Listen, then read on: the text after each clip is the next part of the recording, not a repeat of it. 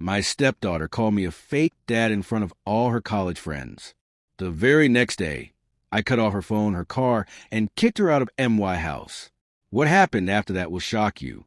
I'm about to tell you the whole story. But first, thank you so much for watching Granny Tales. Your support means everything to us.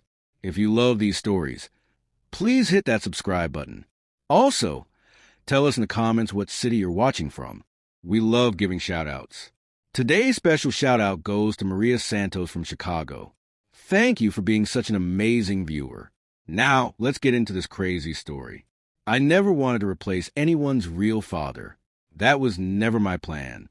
When I met Sarah, she already had a daughter named Emma, who was 13 years old. Emma was old enough to be suspicious of new people, but young enough to need someone stable in her life. I didn't try to be her dad right away. I never forced that role on myself. I just wanted to be a good man who wouldn't leave when things got hard. Sarah was smart and pretty, but she was dealing with a nasty divorce. I had my own business, a nice house, and no kids of my own. My life was pretty simple and quiet, but I fell in love with the idea of having a family. I chose to love them both. In the first year, Emma barely talked to me unless her mom made her. She would just nod at me, roll her eyes, or make little grunting sounds. Sarah always said this was normal. She's just being careful. Sarah would tell me while rubbing my shoulder. She'll warm up to you soon. So I waited patiently. I drove Emma to school every morning, sat through her school plays, and paid for things her real dad never bought for her. I didn't mind doing these things. I told myself that respect had to be earned over time. And man, I really tried to earn it. When Emma wanted a princess-themed birthday party, I turned our garage into a magical castle with pink lights and glitter everywhere. When she was failing science class, I hired an expensive tutor to help her. When she cried because mean girls at school were bullying her, I sat outside her bedroom door for hours, just waiting for her to talk to me. I never pushed too hard. I just wanted to be someone she could count on in a world that had already let her down. But nothing I ever did seemed good enough for her. By the time Emma turned 18, it felt like living with a stranger who hated me just for breathing. Sarah always made excuses for her daughter's behavior. Teenage girls are just difficult, she would say. She doesn't really mean those hurtful things. But Sarah didn't see what I saw every single day. How Emma would go completely silent when I walked into any room. How she talked to me like I was just a hired help. How she would purposely leave me out of family conversations, plans, and even family photos. I tried not to take it personally, but it really hurt my feelings. Slowly but surely, it ate away at whatever happiness I used to feel in my own home. I remember the night when everything finally broke apart. It was a Saturday evening. Emma had some friends over from college, all loud and fancy girls who threw their expensive purses on my white sofa like they owned the place. Sarah was away on a business trip, so I was the only adult in the house. I didn't mind the noise at all. I was used to it by then, but something told me to stay away from them. I brought out some sodas and snacks like I always did, trying not to bother them too much. "Thanks, Mr. Johnson," one of her friends said politely. I smiled, nodded, and started to walk away. Then I heard something that made my blood freeze. Why does he try so hard all the time? Like, he's not even my real father. He's such a wannabe dad. It's really pathetic and embarrassing. All her friends started laughing. Not shocked laughter, but comfortable laughter like they had heard this joke many times before. I didn't move from my spot. I stood just around the corner, hidden from their view, holding a tray of drinks like a fool. My hands started shaking, not from anger, but from something much colder and emptier. It wasn't just her mean words. It was how casual and easy she said them. Like that's how she always talked about me behind my back. Like I was nothing more than a running joke in my own house. My chest felt tight, but I swallowed my pain. I put the tray down quietly, walked upstairs to my bedroom, and sat on the edge of my bed in complete silence. I must have stared at the floor for over an hour before I could breathe normally again. The next morning, Emma came downstairs like absolutely nothing had happened. Her hair was a messy ponytail, phone glued to her hand. scrolling through social media with that bored look she always had. She didn't even look at me when she said, "We're out of orange juice." I looked at her, really looked at her face. It was so familiar, but felt so distant and cold. "We're out of respect, too," I said quietly. She blinked and looked confused. "What did you say?" I stood up slowly and pushed my chair back. "You have 30 minutes to pack your things. You're not welcome in this house anymore." She actually laughed out loud. "You're joking, right?" "I'm not joking at all. You can't just kick me out. This is my home, too." "No," I said firmly. "This is MY House. And you've made it very clear that you don't want me in your life, so I won't be in it anymore." She stormed off to call her mother. I could hear Sarah's voice yelling through the phone, shocked and angry, but I didn't care anymore. I logged into all my accounts and deactivated Emma's credit card, took away her access to the car I bought her, and changed all the smart lock codes on every door. Everything I had set up to make her life easier, I shut down in less than 20 minutes. She was still crying and pacing around when I told her that her ride was waiting outside. I didn't hug her goodbye. I didn't yell or scream. I didn't even look back when the front door closed behind her. That night, I slept like a man who had just removed a painful thorn from his heart. The kitchen felt strange and heavy the next morning, the kind of thick silence that wraps around you like a wet blanket. I sat alone at the kitchen table, drinking coffee that had gone cold, watching the steam disappear faster than I could organize my thoughts. I had barely slept, not because I felt guilty, but because of the weight of a decision that couldn't be taken back. Emma had left the night before in a storm of shocked protests and angry tears. But I hadn't changed my mind even a little bit. The words she had said in front of her friends kept playing in my head like a song I couldn't stop hearing. Wannabe dad. Pathetic. Embarrassing. My chest got tight every time I remembered the smirks and giggles, the way they dismissed me like I was a bad comedy show character.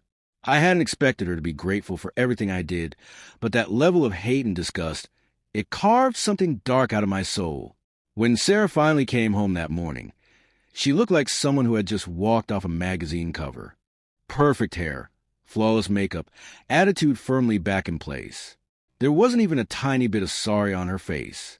She wore her defiance like an expensive coat zipped all the way up to her neck.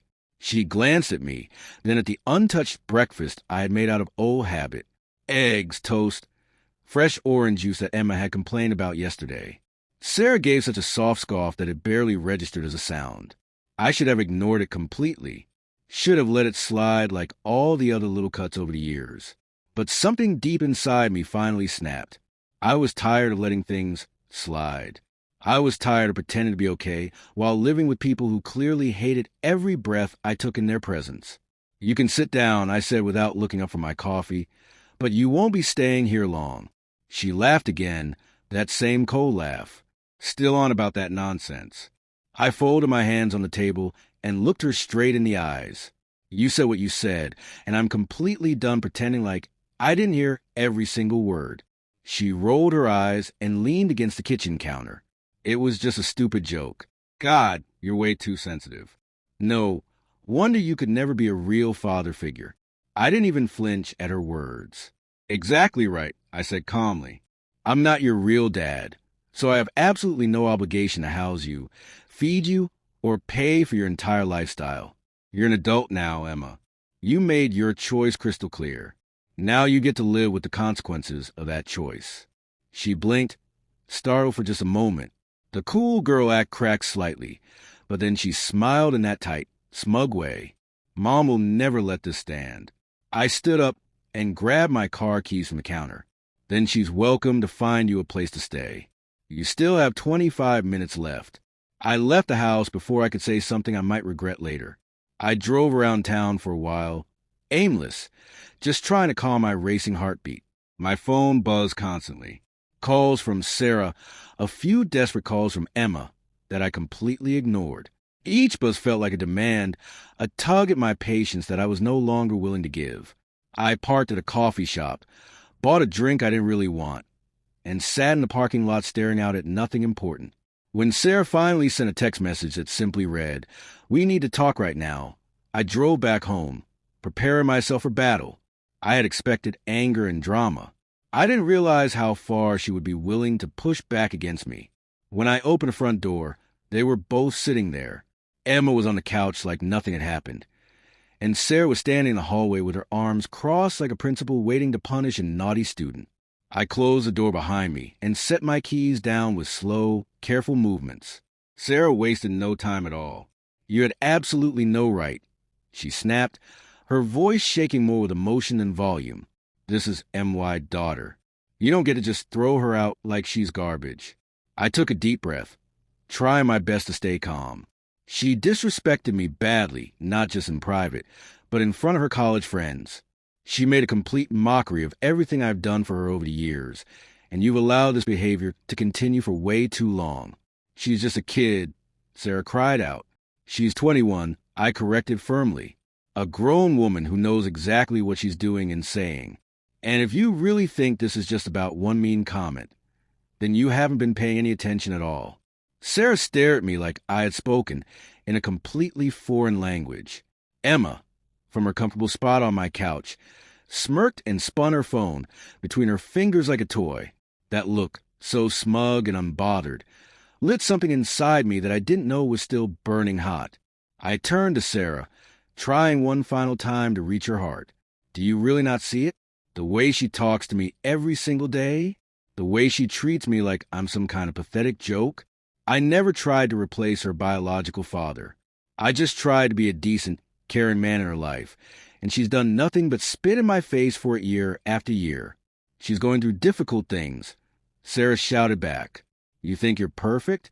She's been struggling with her identity, with college pressure, with being held accountable. I interrupted sharply. "That's all this really is. She's never had to face real consequences for her actions. And now that she finally has to, you're acting like I'm the bad guy in this story." Emma stood up with her arms crossed defiantly. "You act like you're some kind of hero or something. You bought me things. Big deal. That doesn't make you my father." I looked at her, really looked, and I felt absolutely nothing. No anger, no heartbreak, no sadness. Just a cold understanding that this person was never going to see me as anything other than a walking wallet. "You're absolutely right," I said quietly. "I'm not your dad, but I was your lifeline, and I just cut that cord forever." Sarah lunged forward, grabbing my arm desperately. "You can't do this, David. Please don't let this ruin everything we've built together." But it was already ruined, completely destroyed. I pulled my arm away and stepped back from her. "You made your choice the exact moment you let her walk back in here, without a single apology.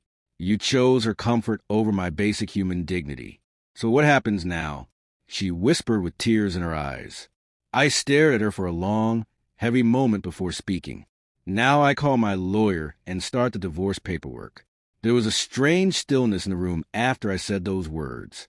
Not silence exactly, just stillness. Like everyone suddenly realized this wasn't just a big fight anymore.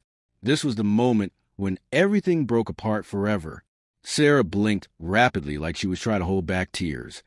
But I didn't reach out to comfort her. I didn't try to make her feel better. I had done that too many times before, only to be undermined and disrespected later. Emma sank back into the couch, suddenly quiet, suddenly very unsure of herself. I went upstairs to our bedroom and closed the door firmly behind me. My hands were completely steady as I took off my wedding ring and placed it carefully on the nightstand next to the bed. It was the most peaceful and free I had felt in many, many years.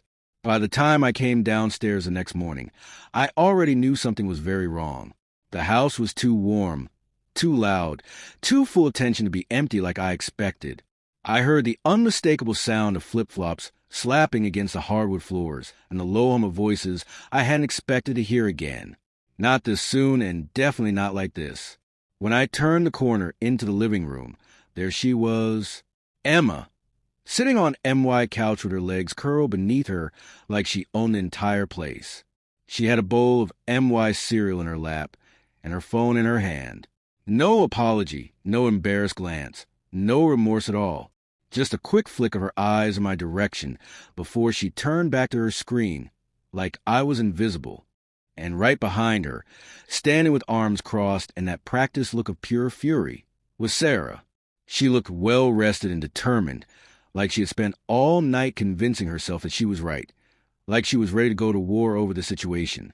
She didn't say anything at first, just stared at me like I was the one who had crossed a terrible line. My stomach dropped, but I didn't show any weakness. I didn't say a single word. I wanted to hear the lies she had clearly decided to live with, straight from her own mouth. Sarah cleared her throat and pointed toward the couch. "She's not going anywhere," she said with authority, "and you had no right to throw her out yesterday." I tilted my head slightly, keeping my voice calm. "No, right? That's correct," she said, stepping forward aggressively. "She's my daughter. This is her home, too." "No," I said flatly. "This is MY home. I bought it with my own money. I maintain it. I pay every single bill that comes to this address. You moved in when we got married, and she came with you as part of the package deal. That was our agreement from the beginning, but she disrespected me in a way I simply cannot ignore. And if you're telling me you're completely okay with that treatment, then you're part of the problem too." Sarah's mouth opened like she had a clever response ready, but nothing came out at all, just a flicker of something in her eyes.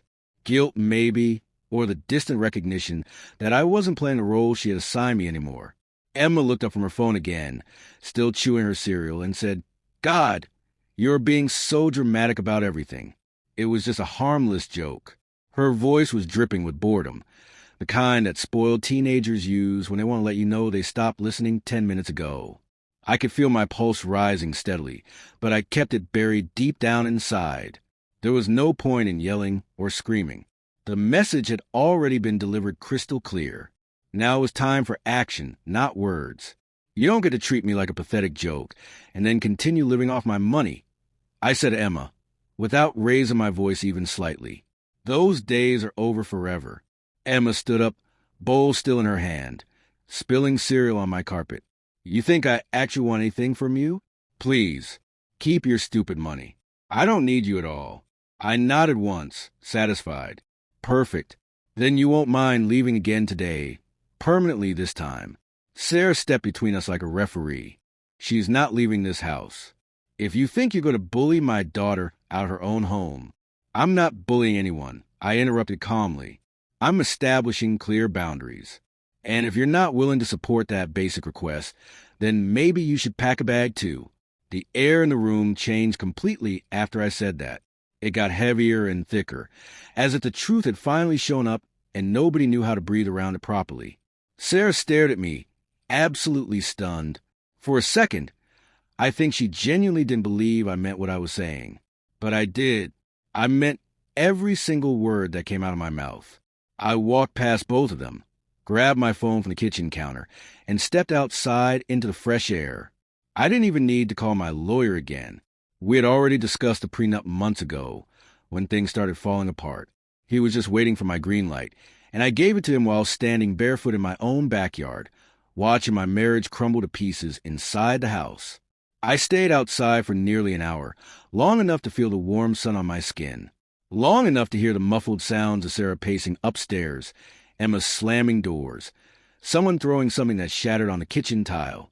But I didn't go back inside until the house was completely quiet. I needed that silence. I needed that moment to fully register what I had just set in motion.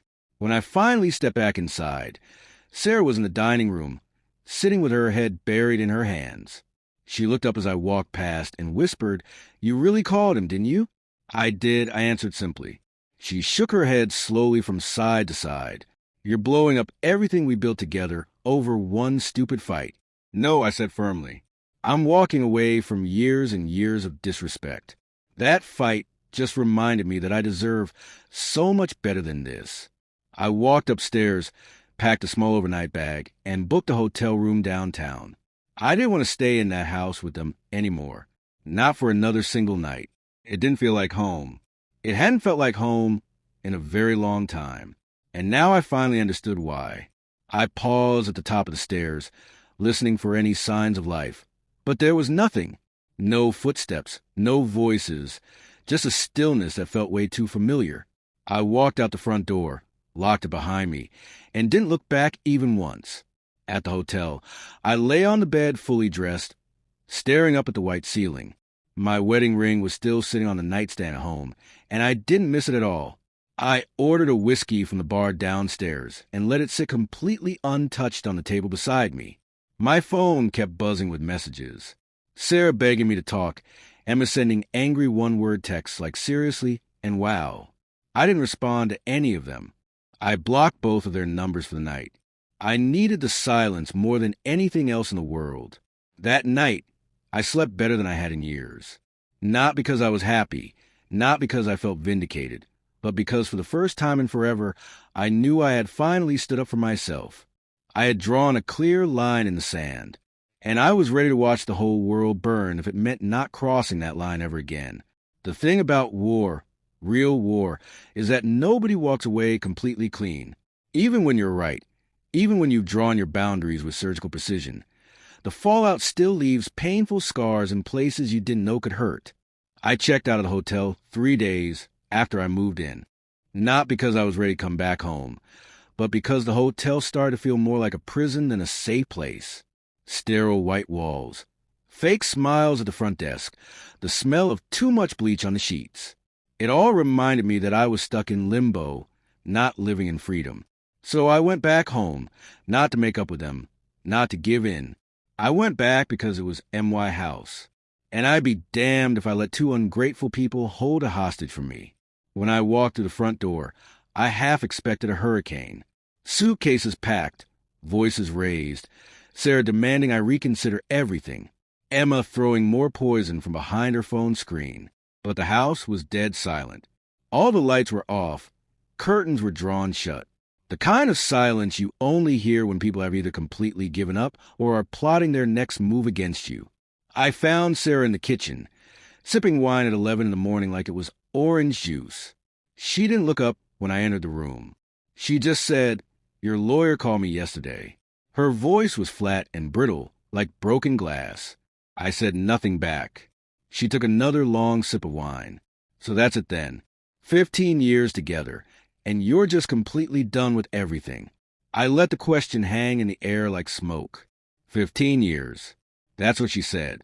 But I remembered 10 of those years being me walking on eggshells constantly, trying not to disturb the delicate balance she maintained between motherhood and avoiding conflict. I finally answered, slow and steady. "I'm not done, Sarah. I'm finally starting to live for myself." She set the wine glass down hard, red liquid splashing up the sides. "You're punishing me for her bad behavior." I shook my head calmly. "No, I'm holding you accountable for enabling it. You let her disrespect me for years and years. You made excuses. You minimized my hurt feelings. You told me to just let it go like I was being too sensitive. You chose comfortable lies over difficult truths, and now you're shocked that I won't carry this burden anymore." She stood up quickly, eyes blazing with anger. "You knew exactly what you were walking into when you married me. I was a mother first, always." I nodded slowly, and I respected that completely. I never asked you to choose between us. But the second you brought her back into this house after what she said about me, you made your choice crystal clear. The rest of that day passed like thick syrup. No yelling, no crying, just 2 people tiptoeing around the ruins of what used to be a happy marriage. Emma didn't come out of her bedroom once. I knew she was still in the house because the Wi-Fi log showed her phone connected all day long. Plus I could hear music blasting through her door. The kind of passive-aggressive noise that was supposed to let me know she was fine, that she didn't care, that she was winning some imaginary game. But winning what exactly? That's what I kept asking myself over and over. What game did she think she was playing? And what was the prize supposed to be? A free house? Unlimited money? The satisfaction of watching someone who tried to care crumble under the weight of her constant contempt? A few days later, the divorce papers were officially served. Sarah didn't cry or break down. She didn't even flinch when the delivery man handed her the envelope. She looked at it like it was just another bill she had forgotten to pay. But I knew better. I knew her silence wasn't strength or acceptance. It was complete surrender. She had no fight left in her because deep down in her heart, she knew I meant every single word I had said. The prenup held up perfectly. My lawyer had made sure that before we even got engaged. Back then, Sarah had called it unromantic and cold, but I told her it was just being smart and clear about expectations. I had built my life before meeting her, and I wasn't going to risk losing everything in the name of love. She signed it reluctantly, but she signed it.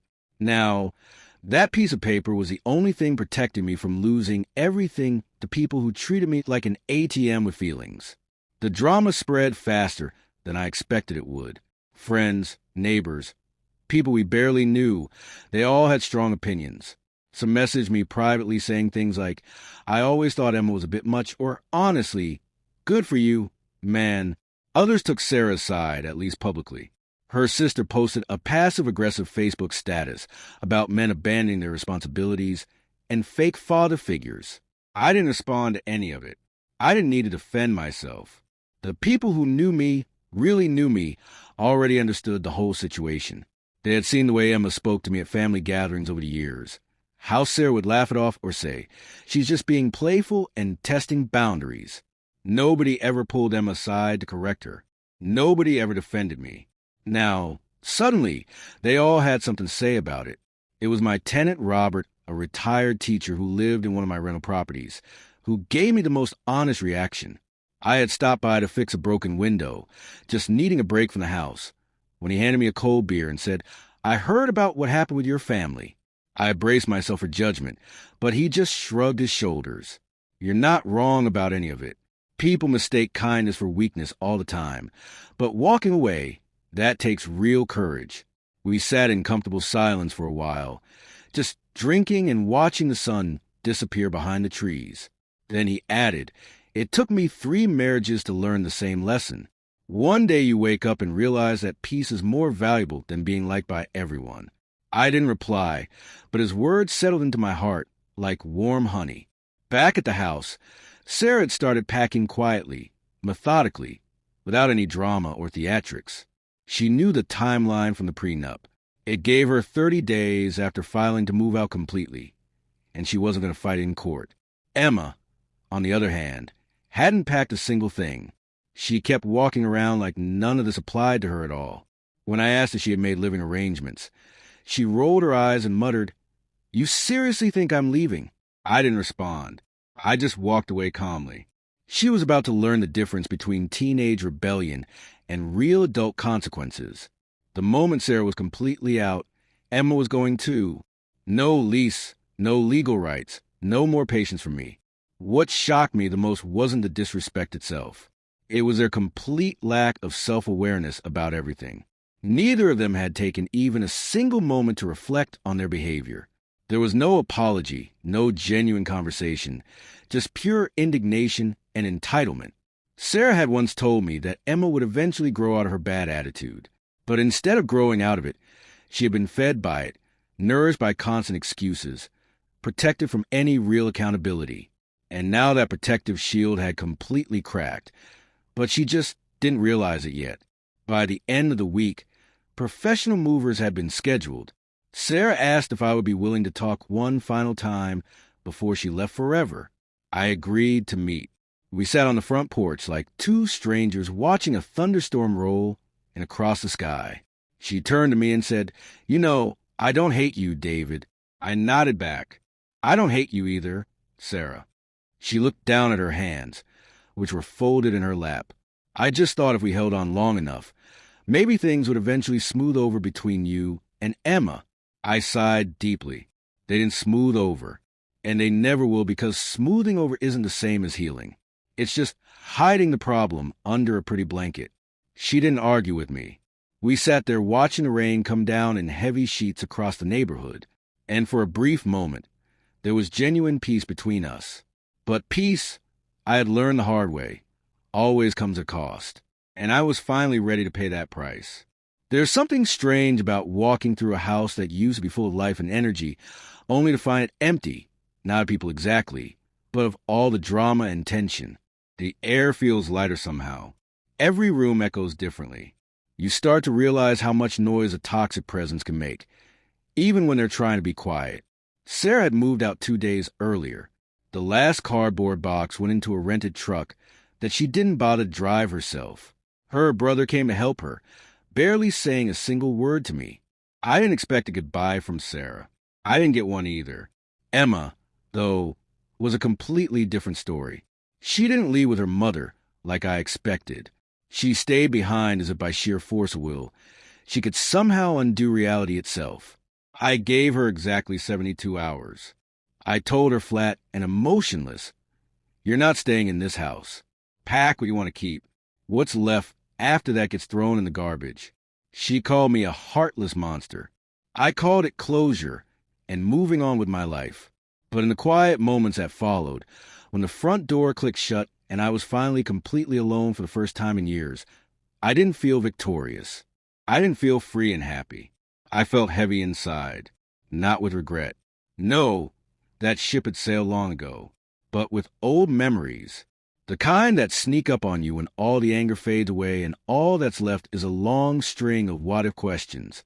I remembered Emma at 14, standing in the doorway of my home office, holding a history test with giant red F written across the top.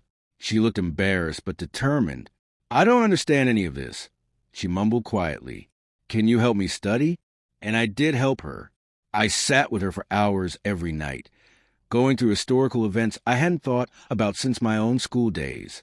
She hated every second of it, complained constantly, but she kept showing up every afternoon until her grades started improving. She never said thank you, but I didn't do it for gratitude. There was the Christmas when she asked for an expensive laptop computer. Her biological father had promised to buy it months before, and of course, he never delivered. She didn't cry about it, just shrugged like she expected disappointment. I waited until the electronics stores opened a day after Christmas and found exactly the model she wanted 3 towns over. I drove 2 hours, stood in line with other desperate parents, and paid way more than it was worth. When I got home and handed it to her, she didn't even smile, just said, "You didn't have to do that for me." But I did it because I wanted her to feel like someone finally kept their promise to her. That night, I told Sarah I wasn't trying to buy Emma's love with expensive gifts. I just didn't want her to feel abandoned and forgotten like so many kids do. Sarah kissed my cheek and said she'll come around eventually, but she never did come around. One rainy afternoon, when Emma was 17, I found her crying alone in the garage. I didn't ask a million questions. I just sat down beside her on an old paint bucket. After a while, she told me that a boy she really liked had called her too weird and awkward to date. She looked so small and vulnerable in that moment. I told her she was smart, beautiful, and way too good for small-minded people who couldn't see her worth. She didn't respond with words, but she stopped crying. That was the thing that hurt the most. I was always there when things went wrong in her life. I was the one holding the safety net when she fell down, but that never translated into respect or even basic acknowledgement. I started to realize she didn't want a safety net. She wanted someone to blame when she crashed and burned. And when I wouldn't play that role anymore, I became her enemy. I kept thinking back to one evening, maybe 3 years ago, when Sarah and I had a big fight about Emma's tone and attitude. I had asked Emma politely not to curse at me during family dinner. Sarah had brushed it off completely. "She's just being expressive," Sarah said. "She's testing her boundaries." I told Sarah I was tired of being the only one drawing any lines. Sarah got defensive immediately. She told me I didn't understand what it meant to raise a teenage girl alone. But I wasn't trying to raise Emma. I was just trying to coexist peacefully. I was trying to be a steady, reliable presence the way a decent man should be. But I never had a real partner in that effort. Sarah always played the role of mediator, never enforcer, and that was the beginning of the end of our marriage. When I finally walked into Emma's bedroom to clean it out completely, the smell hit me first. Vanilla candles, cheap perfume, a hint of dry shampoo. It was like stepping into a time capsule preserved in familiar scents. Her posters were still taped to the walls, though curling at the edges. A pile of clothes sat half-folded on the unmade bed like she had planned to pack them and just gave up. On her desk, I found a white envelope with my name written on it in blue ink. My stomach dropped. I sat on the edge of her bed, opened the envelope carefully, and pulled out a letter written in that dramatic handwriting she always used when she wanted something to look deep and meaningful. It wasn't an apology, of course not. It was a guilt trip. for pages of emotional manipulation written with a steady hand and a sharp tongue. She accused me of never truly loving her, of doing nice things just to look like a hero, of making her feel like an unwelcome stranger in her own home. You were always trying to impress other people, she wrote, not actually love us. That line stung badly, not because it was true, but because it was so far from the truth it felt like a personal attack. Every sacrifice I had made, every small gesture, every moment of patience, I didn't do any of it for show or recognition. I did it because I believed that real love wasn't just pretty words. It was consistency, reliability, and action. But I guess none of that matters if the person receiving it is determined not to see it or appreciate it. I didn't respond to her letter. I didn't even keep it as a reminder. I folded it back into the envelope, walked downstairs to the fireplace, and lit a match. It burned quickly, curling at the edges, turning sharp words into gray ash. I stood there watching until the very last ember died out completely, and I felt lighter than I had in years. Not forgiven or vindicated, just clear and free. She had made her version of the truth known to me, and I had absolutely no obligation to carry that burden anymore. Sometimes the best response is no response at all. Peace isn't given freely. It's claimed by people brave enough to demand it, and I finally claimed mine.